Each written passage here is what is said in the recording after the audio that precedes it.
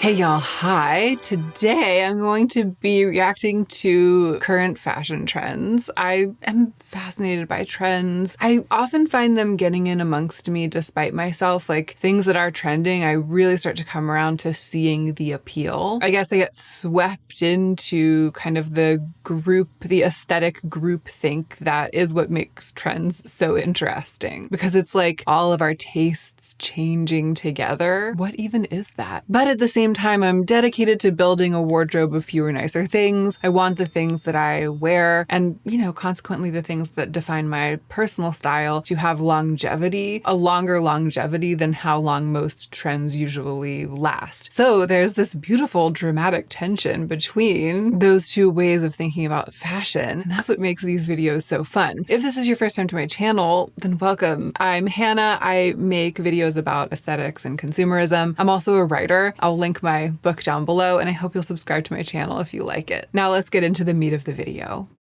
So my reference for this video is an article on glamour.com by Jake Henry Smith, one of the fashion editors at Glamour. 11 summer 2024 fashion trends you need to know and shop right now. I feel like that's taking it a bit far. It's a good point of reference. You need to shop right now. Fresh from the catwalk, says Jake Henry, these are the summer 2024 fashion trends our style editors are the most excited to wear right now. Number 1, athletic prep. I'm torn about this one. It's an immediate no from me, but not in that way where it's like, it's a no from me. It's like, it's not for me. But that has to do with my past, like my life and my history with specifically preppiness, I guess. I think it can look amazing and I really like these images, and I tend to actually kind of like sporty things when I see them, like the sporty side of prep, athletic side of prep. I like the crispness, and I like those things when I see them in fashion. I just have an uncomfortable relationship with preppiness. I think maybe because of having gone to prep school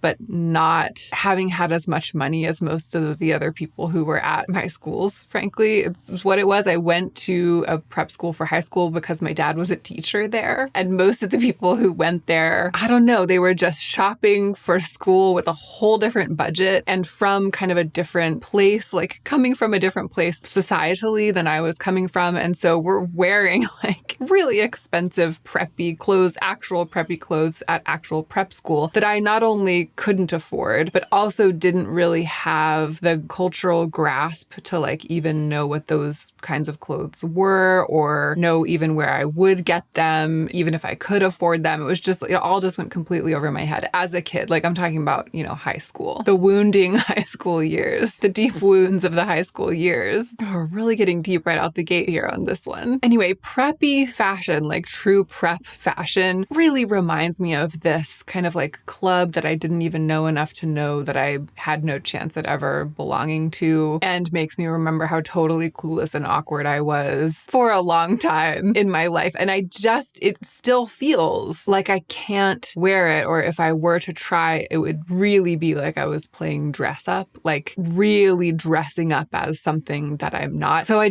can't bring myself to even touch it with a 10-foot pole. In a vacuum though, it's fine. And I feel like, if you can't tell, I'm like articulating this to myself for the first time here as I discuss it on camera. I think seeing it on the runways like this makes me realize that it doesn't have to be that way. It like makes me realize that if I were to get like a super preppy jacket or something and wear it, I could be playing with it as an element of fashion in the same way that I wear, I don't know, is it less like dressing up as someone who can afford a luxury item to get like an Anina Bing blazer from The RealReal, which is something I've considered doing many a time and wouldn't feel uncomfortable doing, No, it's not. That isn't less this than wearing something preppy would be. In fact, I feel like preppy styling is much more accessible across all price points than quiet luxury, for example. So it really is kind of just all in my head and in my personal history. And since I do kind of like it in the abstract, maybe I should bring those barriers down. That's my hot take. Let's move on to the next one. Ew, but I just can't. Scrolling down this like like polo shirt with the little thing. I don't know. I just can't. Okay, Boho 3.0 is the next one on the list. Jake Henry says, welcome back to the zeitgeist, fringe. While the word boho might send you on a stress-induced mental trip back to 2013, fear not. The aesthetic has been remixed for 2024 with new takes on crochet, fringe, and flowy tops, blah, blah, blah, blah, blah. That fact notwithstanding, I also feel like I can't touch boho with the 10-foot pole, but it's for the opposite reason.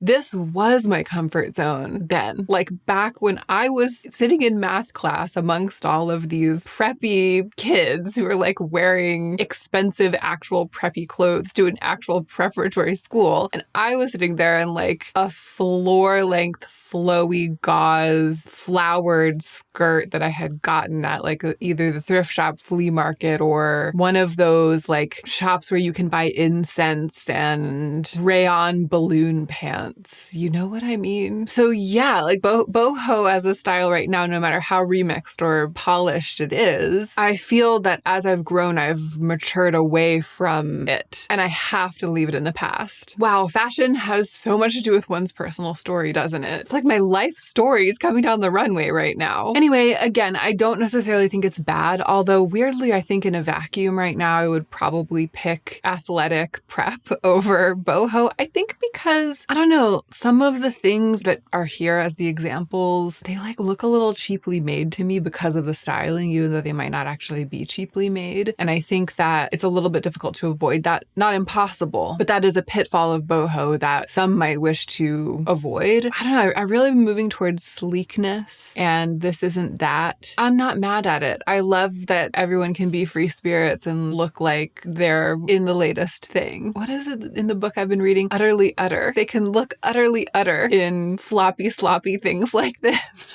But to me, for me, and again, I think a lot of people don't look floppy, sloppy and things like this. I think for me though, that is how it makes me feel. And it's both something to do with probably just body type and personal, the way that I am in person, and with my personal history and the way that I think about my past floppy, sloppy self in clothes like this and just not wanting to be her again. Let's move on. Give me something a little more neutral. Glamour. Okay, number 3, slim sneakers. Chunky sneakers are now taking a backseat to their slimmer, sportier cousins.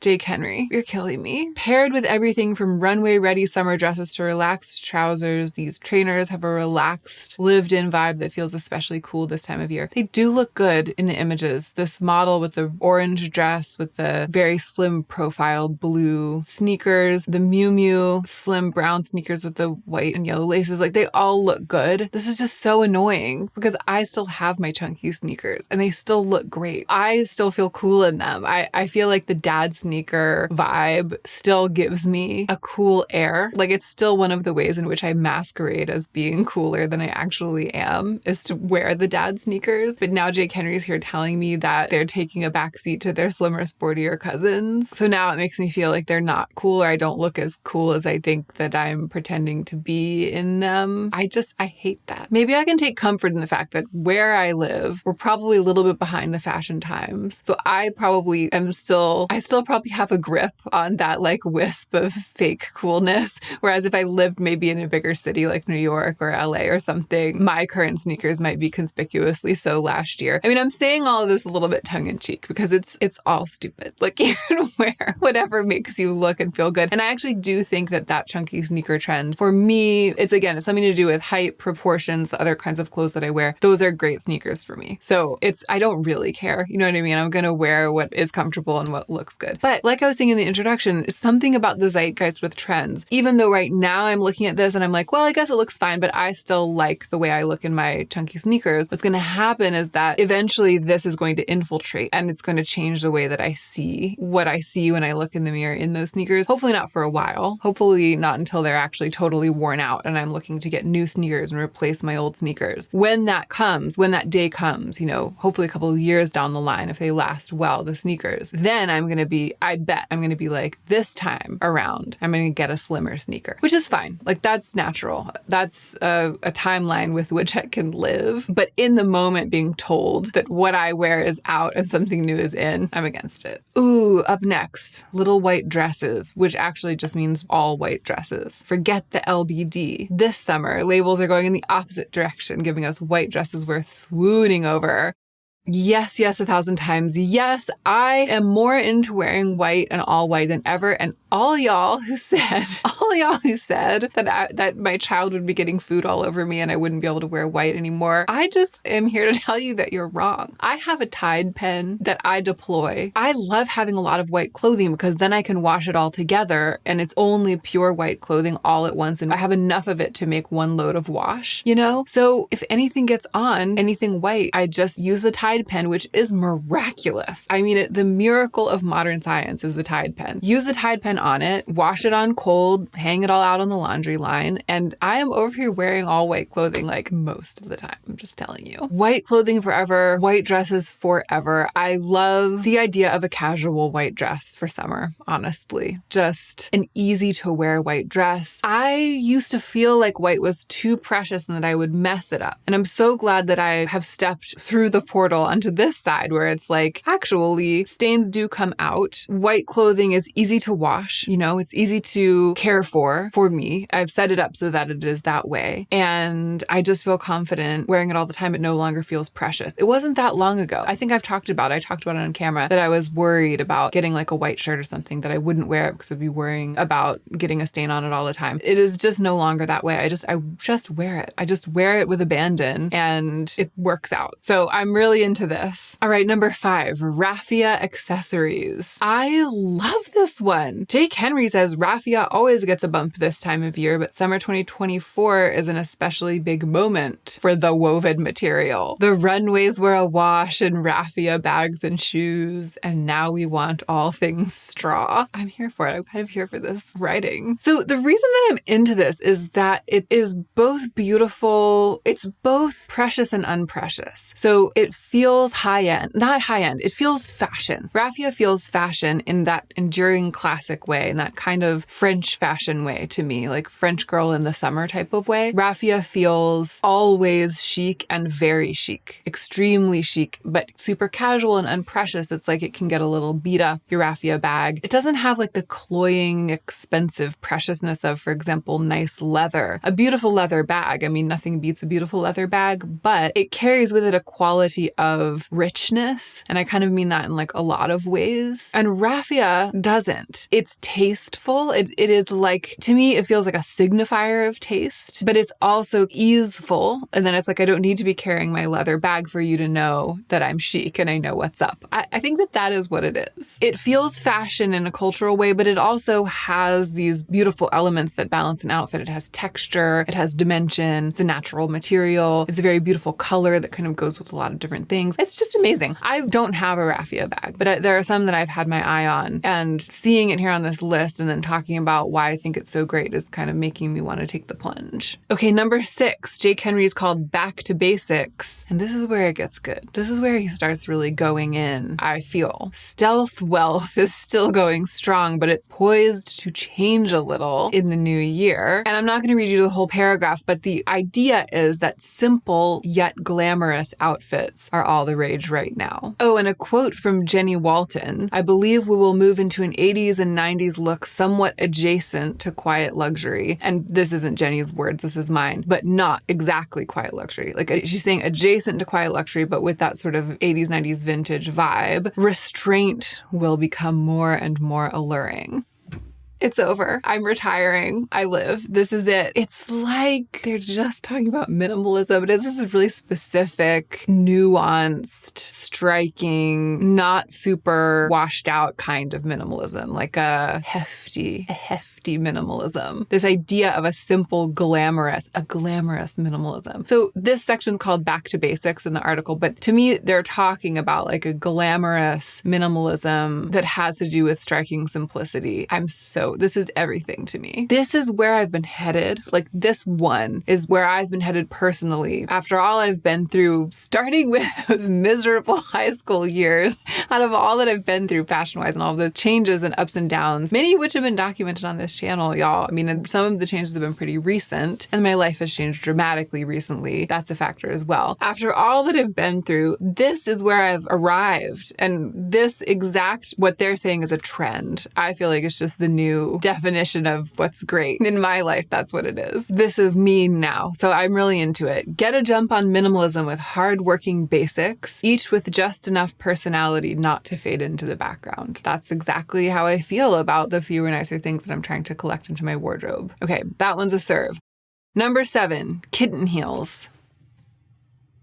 It's okay. They're okay, I guess. I mean, I've worn a kitten heel in my life, or two. It's good that they're easy to walk in. You know, that makes it a more accessible kind of shoe, more accessible trend. They're easy to walk in, but they don't make you feel spry. You know what I mean? Because that little heel, it's like that little heel keeps you from feeling as spry as you maybe could otherwise. So I feel like just spit on myself. It's fine. My feeling about kitten heels right now, I realize from where I sit, is that they have the drawbacks of like real heels that like change the way your foot is interacting with the ground. The drawbacks of heels like that, but without the benefits, like the visual and postural benefits, kind of like you're just like the little kitten heels coming in just make you a little unsteady and make you feel a little dressed up, but you're not getting the impact, the magnificent impact that a pair of real heels can give. Now, of course, I think it's possible to think about it the other way, right? I think for a lot of people, kitten heels give you the benefit of heels in terms of formality, the way that you walk, the way the outfits you can put them with, a little bit of height,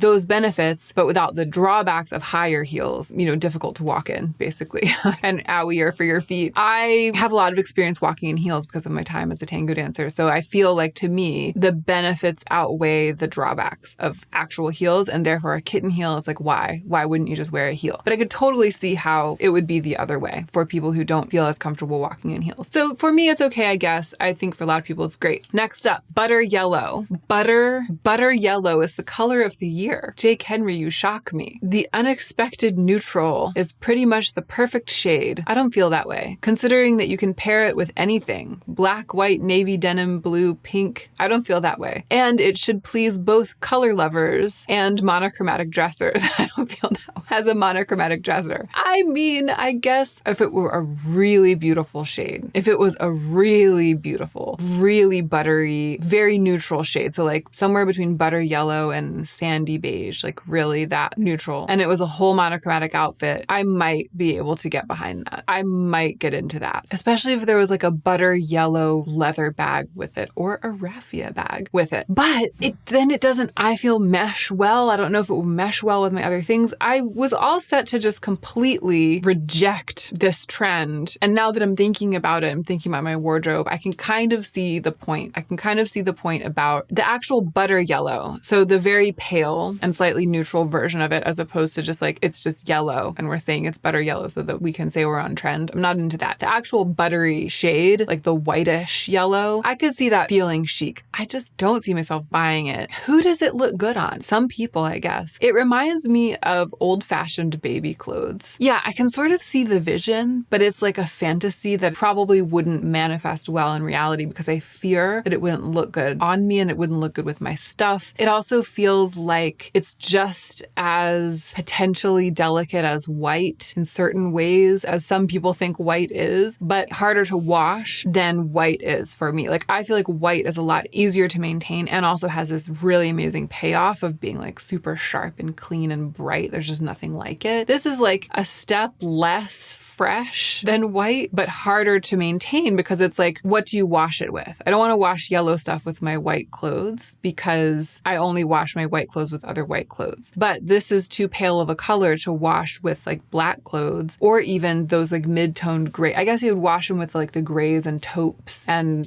mid-toned print fabrics. But I worry that they would make the butter yellow dingy because it's just that pale. Yeah, this is a mess to me. I feel like it's also going to be a flash in the pan. It's going to come and go. Next up, Shimmer and Shine. Love it forever. Oh, this reminds me. I meant to wear like a sequin. The issue is that everything's still packed. I'm trying to film like a full wardrobe declutter as I unpack my wardrobe, which is a great idea. I know, a great idea. It's going to be great. Multiple videos, but it is taking us a while to get set up to be able to do that, which means that all my clothes are still packed. So I was going to try to dig out like a sequin shirt to wear for this to show my support of number 9, Shimmer and Shine, but I forgot. Unleash your inner Studio 54 groupie by shimmering in paillettes, rhinestones, and metallics. I especially like this next bit. Take a note from the styling at Gucci and pair your most eye-catching pieces with plain jeans or tees. Yeah, I really like that. I like the idea of wearing sequins for day. You know, one of my favorite fashion concepts of all time, sequins for day.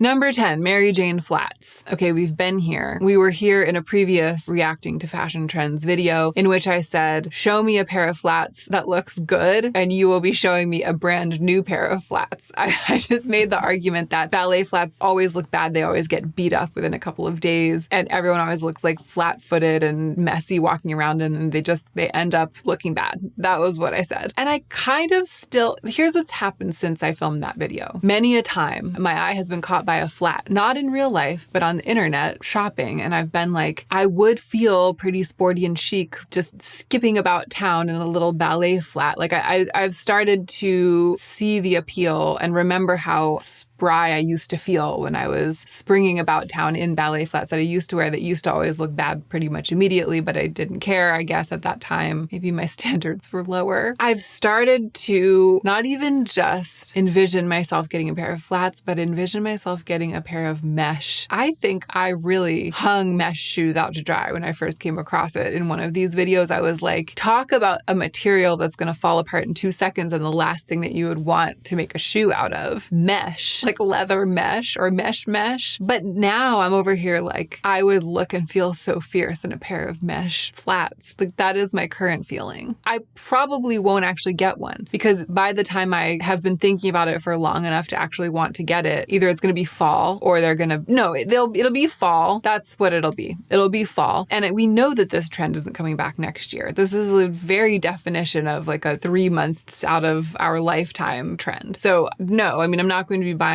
the mesh flats. I mean, maybe a pair of flats if they're still trending next year. And not because I want to be on trend, but because they would be around. Like there would be a bunch to choose from. But my own words echo in the back of my mind about how they always look bad after a couple of wears. They only look good when they're new. Okay, number 11, statement belts. I hate it. I don't know. I hate it. They all look bad to me. I know that that's not a nuanced criticism. These big interlocked rings. I mean, maybe it is because of having grown up in the 90s, early 2000s, and it feels like not the good parts of that. There are some things I'm okay with reviving. I'm starting to see how chic it can look to have this kind of fresh take on 90s and 2000s fashion now with some things like the slip dresses. Those look great. They look great. The interlocking rings belt, the big flat leather circles with brass grommets on it belt, the hip belt. It just reminds me of something that you found in someone's attic and you want it to be cool because it's vintage, but it just looks uncool. It just looks bad. To me, that's how it feels to me. That's how it feels to me. I'm sure there are people pulling it off and making it look amazing, and some of those people are probably some of you. I am sure you look amazing. I think you do know what you're doing and that you look amazing. For me, it's not going to be big belts this season. And that is it. We're at the bottom of the list. Thank you for watching this video. I hope that you enjoyed it. Let me know what you think of these trends. Has anyone tried the mesh flats? How are they holding up? What do we think of butter yellow, etc. And don't forget to take extra good care of yourself so that you can be the most effective version of yourself as you do your work in the world.